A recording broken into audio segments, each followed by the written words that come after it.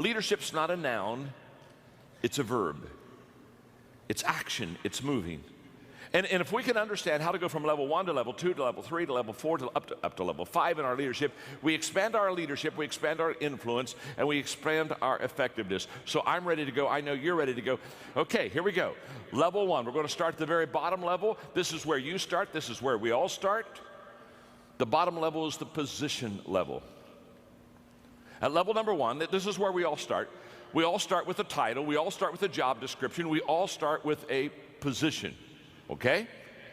And the key word at level number 1, the key word is rights, R-I-G-H-T-S, rights. In other words, people at level number 1 follow you because they have to. In other words, you're the boss, or you have a title, or you're the supervisor, and anybody that's under that person, they just basically follow that person.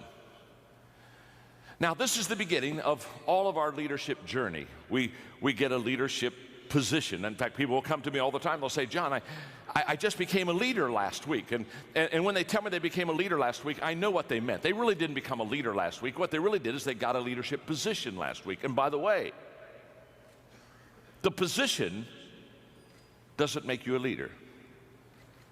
I know a lot of people who have a position of leadership, but they're not a good leader. You know that too. You probably worked with them before.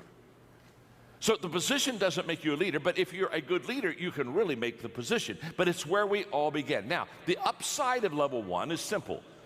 It's a place where you and I get to shape and define our leadership.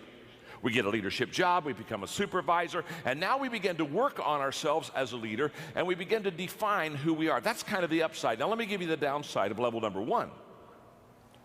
The downside of level number 1 is the people who follow you will give you the least amount of their energy and effort.